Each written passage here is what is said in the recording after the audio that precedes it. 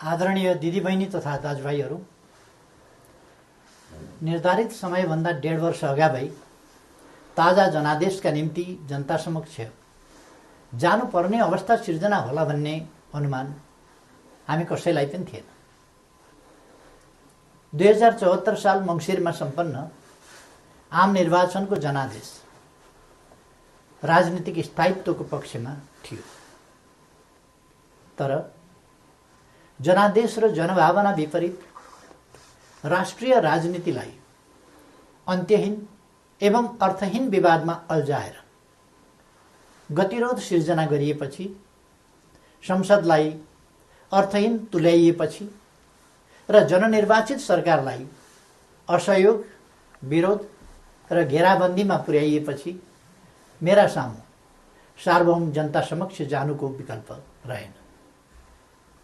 त्यसैले जनता समक्ष प्रस्तुत हुने निष्कर्ष अनुरूप हिजो 2077 साल पुष 5 गते प्रतिनिधि सभाको विघटन गरेर आगामी 78 साल वैशाखमा नयाँ निर्वाचन गर्ने निर्णय गरिएको बेहोरा म निवेदन गर्न चाहन्छु। सतहमा हेर्दा हिजो विकसित घटनाक्रम अप्रत्याशित र आकस्मिक जस्तो देखिए तापनि यो परिस्थिति लामो समयदेखि राष्ट्रिय राजनीति र मूलतः सत्तारूढ नेपाल कम्युनिस्ट पार्टीका केही नेताहरूका असङ्गत, विकृत र जनअपेक्षा विपरीतका गतिविधिहरूद्वारा सिर्जना भएको हो। 2074 साल असोज 17 गते तत्कालीन नेकपा एमाले र नेकपा माओवादी केन्द्रबीच वाम गठबन्धन बनाएर निर्वाचन लड्ने र निर्वाचन लगत्तै पार्टी एकता गर्ने उद्घोष गरिएको थियो। यो निर्णय आम निर्वाचन मार्फत आम जनताद्वारा स्पष्ट रूपमा अनुमोदन भएको थियो, तर निर्वाचन पश्चात राष्ट्रिय राजनीतिलाई जनअपेक्षा अनुरूप अगाडि बढ्न नदिने विभिन्न विसङ्गत गतिविधि सुरु भए। सुरुमा सरकार गठनमा विलम्ब गराउने र जनादेश विपरीत अन्त्यहीन बार्गेनिङ र दबावमा राष्ट्रिय राजनीतिलाई अल्झाउने त्यति बेलाका गतिविधिहरू तपाईहरूको सम्झनामा ताजै छन् भन्ने ठान्दछु। बाधाहरू पन्छाउँदै सरकार गठन भयो र सरकारले जनअपेक्षा अनुरूप काम गर्न पनि सुरु गर्यो। त्यसपछि केही नेताहरूद्वारा निरन्तर रूपमा अस्थिरताका सन्देश र प्रयास जारी रहे। सरकार गठनको 1 वर्ष नपुग्दै कुनै नेताले मुलुक बाहिर गएर अस्थिरताको सन्देश छर्नुभयो भने कुनै नेताले प्रधानमन्त्री मुलुकमा नभएको मौका पारेर देश डुब्न लाग्यो भन्दै बचाउनका लागि माझी गुहार्न थाल्नुभयो। सरकार संविधानको कार्यान्वयनका लागि नयाँ कानुन निर्माण, संघीयताको कार्यान्वयन र मुलुकको सामाजिक आर्थिक रूपान्तरणमा केन्द्रित थियो, तर कतिपय साथीहरूका आँखा निरन्तर पद, प्रतिष्ठा र पद सोपानमा मात्रै केन्द्रित भए। आफ्नो काँधमा आएको ऐतिहासिक अभिभारा पूरा गर्ने गरी नीति निर्माण, राज्य सञ्चालन र जनपरिचालनमा केन्द्रित हुनुपर्ने नेकपालाई केही नेताहरूले आफ्ना असन्तुष्टि, कुण्ठा र आत्मकेन्द्रित सोचहरूको बन्धक बनाउने र निष्प्रभावी तुल्याउने प्रयास गर्नुभयो।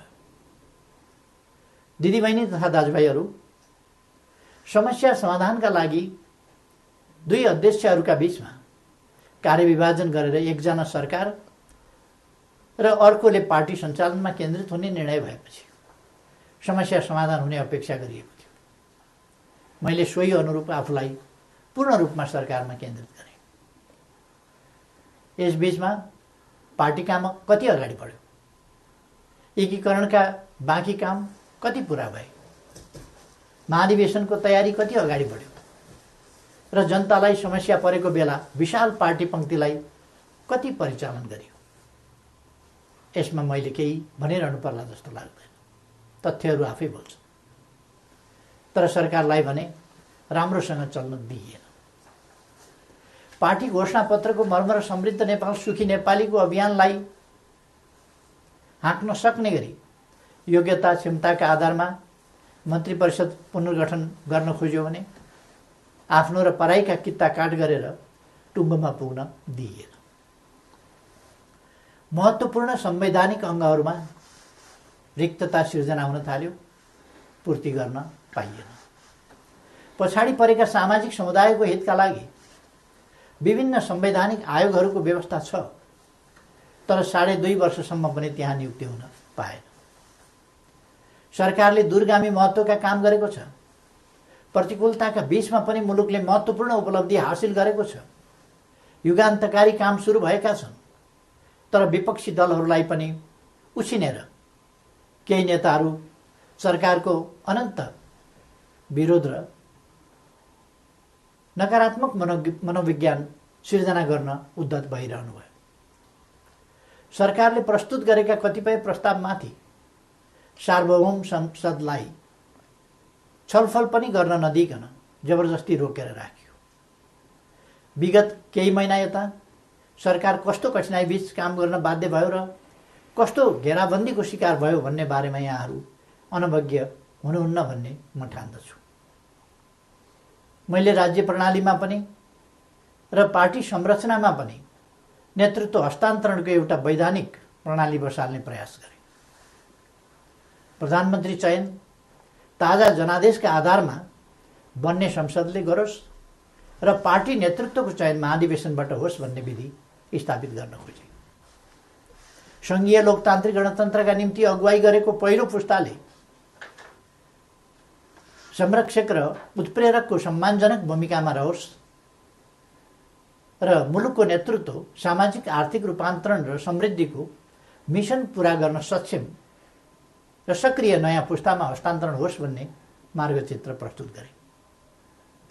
यसै मान्यताका आधारमा 5 वर्षको सरकारको नेतृत्वपछि सुयोग्य नेतृत्वलाई जिम्मेवारी हस्तान्तरण गर्ने र महाधिवेशनद्वारा पार्टीको कार्यकारी जिम्मेवारीबाट अवकाश लिने घोषणा समेत गरे।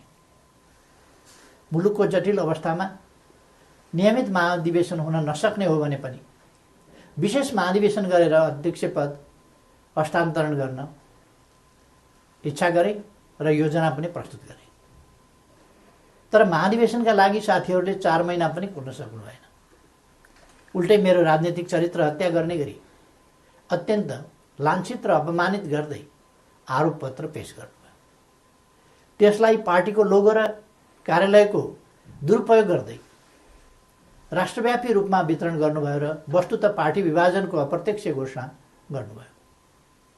अर्कातिर भित्रभित्रै प्रधानमन्त्री विरुद्ध अविश्वास प्रस्तावको तयारीलाई अगाडि बढाउनुभयो।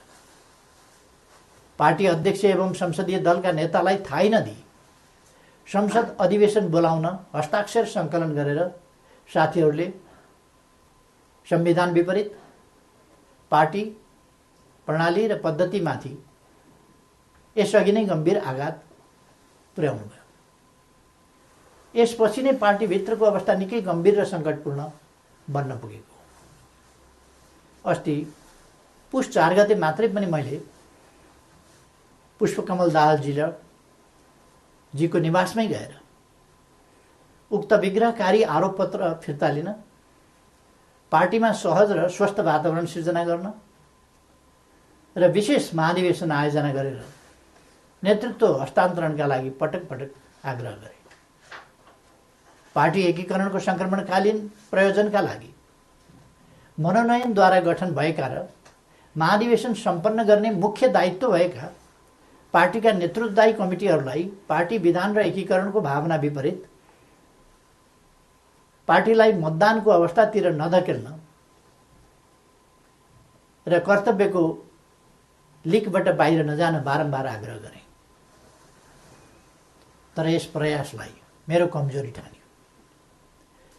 केही भएको छैन, केही गरिने छैन भन्ने कुरामा अल्मल्याउँदै प्रधानमन्त्री विरुद्ध अविश्वास प्रस्तावको तयारी अगाडि बढाइयो।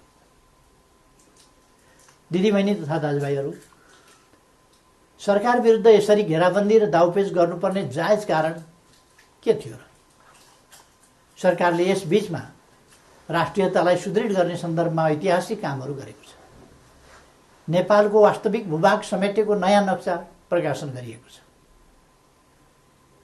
तदनुरूप सर्वसम्मतिका आधारमा संविधान संशोधन गरिएको छ।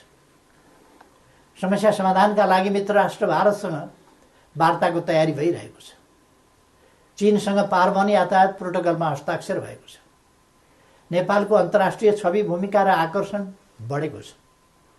यसलाई सुदृढ गर्न सबैले सहयोग गर्नुपर्ने बेलामा सरकारलाई असहयोग र असफल पार्न भइरहेका यी गतिविधिका पछाडि गम्भीर षड्यन्त्र लुकेको स्पष्ट छैन र? यी घटनाक्रम हेर्दा म आजभन्दा 4 वर्ष अगाडिका परिदृश्यहरूलाई सम्झिरहेको छु। नाकाबन्दीको साहसका साथ सामना गर्दै त्यसलाई अन्त्य गरे बापत नेपालको पारवन सुविधा विस्तार गरेर फेरि कहिल्यै नाकाबन्दी नहुने कुराको सुनिश्चित गरे बापत त्यति बेलाको सरकारलाई यसै गरी षड्यन्त्रपूर्ण ढङ्गले अपदस्थ गरिएको थियो। परिस्थिति र समय सन्दर्भ फरक भए पनि पात्रहरू उनै हुनुहुन्थ्यो। के यसले हाम्रा कतिपय नेताहरू नेपाललाई अनन्त अस्थिरतामा फसाउने योजनामा सहभागी भएको स्पष्ट रूपमै देखिनुहुन्न र? थुप्रै प्रतिकूलताका बावजुद नेपालले गएको 3 वर्षमा उल्लेख्य उपलब्धि हासिल गरेको कुरामाथि पनि उल्लेख भइसकेको छ। प्राय सबैजसो विकास सूचकाङ्कहरूमा नेपालले प्रगति गरेको छ। कतिपय क्षेत्रमा फड्को नै मारेको छ। शान्ति सुरक्षाको स्थितिलाई सुदृढ तुल्याइएको छ। पृथकतावादी गतिविधिलाई समाधान गरिएको छ। मुलुकले विकास, सुशासन, समृद्धि र स्थायित्वतिर सकारात्मक कदम चालिरहेको यस स्थितिबाट पार्टी खुसी हुनुपर्ने होइन र? सबै मिलेर यसलाई थप गति दिनुपर्ने होइन र? तर कतिपय नेताहरूबाट यसको उल्टो काम भइरहेको छ। सरकारलाई 5 वर्ष काम गर्न दिने र उसका कामको परीक्षण जनताबाट निर्वाचनका क्रममा हुने लोकतान्त्रिक बाटो छोडेर सधैँभरि सत्ता, सधैँभरि सरकार, सधैँभरि पदीय भागभण्डाको चक्रव्यूहमा राजनीतिलाई बन्दी बनाउने काम भयो। लोकतन्त्रमा सत्तापक्षले जनताको आदेशअनुसार काम गर्छ, प्रतिपक्षले नियन्त्रण र सन्तुलनको भूमिका खेल्छ। तर हामी कहाँ सत्तापक्षका कतिपय साथीहरू नै प्रतिपक्षभन्दा बढी आक्रामक, असहयोगी र षड्यन्त्रपूर्ण गतिविधिमा संलग्न हुने विडम्बनापूर्ण अवस्था सिर्जना भयो। आजको स्थिति विकसित हुनुमा कतिपय नेताहरूको गतिविधिको मुख्य जिम्मेवारी रहेको तथ्यलाई एका राख्नुपर्दछ। यस्तो काम कुनै पनि अर्थमा लोकतान्त्रिक हुन सक्दैन।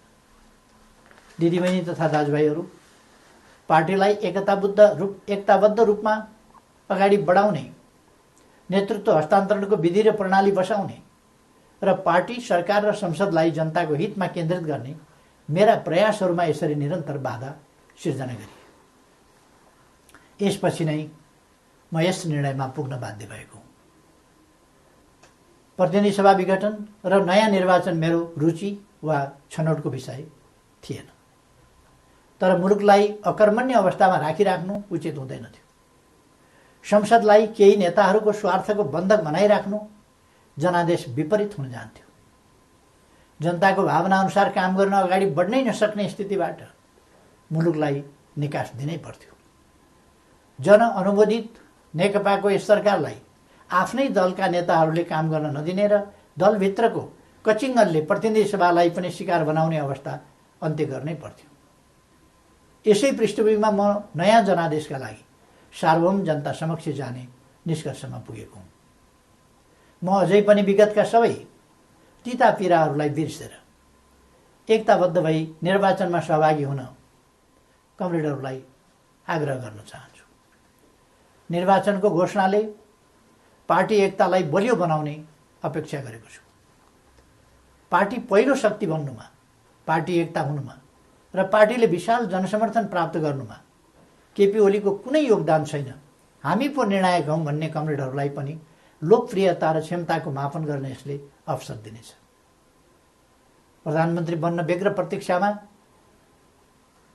वा प्रयासमा रहनुभएका नेताहरूलाई पनि ताजा जनादेशले विकल्प दिनेछ। प्रतिपक्ष दललाई पनि आफ्ना एजेन्डा जनताबीच लैजान अवसर प्रदान गर्नेछ। निर्वाचन लोकतन्त्रको आत्मा हो। यो सबैभन्दा उन्नत लोकतान्त्रिक अभ्यास तथा विधि पनि हो।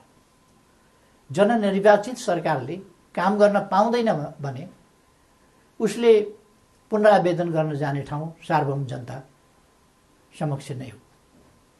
मैले यही बाटो अवलम्बन गरेको छु। पार्टीले मेरो नेतृत्वमा विगत आम निर्वाचनमा लडेको थियो। म पार्टी संसदीय दलबाट सर्वसम्मत रूपमा नेता चयन भएको थिएँ र त्यसै हैसियतमा प्रधानमन्त्री निर्वाचित भएको थिएँ। बहुमत प्राप्त दलको सर्वसम्मत नेतालाई काम गर्न नदिइएपछि बन्द कोठामा अनुचित र सिद्धान्तहीन सम्झौतामा अल्झिएर जनअपेक्षामा आँच पुर्याउनु मैले उपयुक्त ठानिनँ। जनतालाई फैसला गर्न दिनु नै सबैभन्दा लोकतान्त्रिक विकल्प हो भन्ने मैले ठाने। त्यसै पनि जस्केलाबाट सरकारमा छिर्ने र जनमतको उपहास गर्ने अलोकतान्त्रिक चरित्रप्रति मैले सधैँ विमति राख्दै आएको छु। दिदीबहिनी तथा दाजुभाइहरू, नेपालको संविधानले नेपालको सार्वभौम सत्ता र राजकीय सत्ता जनतामा निहित रहने व्यवस्था गरेको छ। राज्य सञ्चालनको अन्तिम निर्णयकर्ता जनता हुन्। जनताको यो सार्वभौम सत्ता, राजकीय सत्ता र निर्णय निर्वाचन मार्फत व्यक्त हुन्छ। जनताको अभिमत व्यक्त हुने निर्वाचनले लोकतन्त्रलाई थप सुदृढ र परिपक्व बनाउँछ। हाम्रो लोकतान्त्रिक प्रणाली नयाँ छ तर कमजोर छैन। मुलुक जनप्रतिनिधिविहीन अवस्थामा छैन। राष्ट्रिय सभा क्रियाशील छ। प्रदेश सरकार र प्रदेश सभा एवं स्थानीय सरकारहरू मुलुकको संविधान र कानुन अनुरूप आफ्नो तहमा राजनीतिक नेतृत्व प्रदान गरिरहेका छन्। राष्ट्रपति र न्यायालय लगायतका संस्थाहरू र राज्यका निजामती एवं सुरक्षा अङ्गहरू सबै आफ्नो कर्तव्य निर्वाहमा दृढ छन्। 4.5 महिनापछि नयाँ प्रतिनिधि सभा स्थापित भइहाल्ने नै छ। 21औं शताब्दीको नेतृत्व गर्न तयार भएर बसेको हाम्रो युवा पुस्ता लोकतन्त्रप्रति प्रतिबद्ध छ। यो पुस्ता नै लोकतन्त्रको सबैभन्दा ठुलो पहरेदार हो। यस परिस्थितिमा म सम्पूर्ण युवाहरूलाई लोकतन्त्रको रक्षाका लागि एकजुट भएर दृढतापूर्वक अगाडि बढ्न आह्वान पनि गर्न चाहन्छु।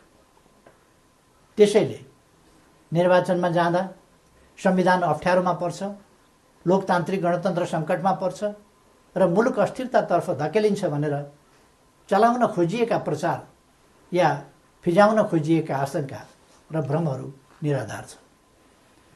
राजनीतिक स्थिरताको प्रत्याभूति गर्ने निर्णायक तत्त्व जनताको अभिमत हो। तसर्थ कुनै पनि कुरामा नअल्मलिकन आम निर्वाचनको तयारीमा केन्द्रित हुन म सबैमा हार्दिक आह्वान गर्दछु। धन्यवाद।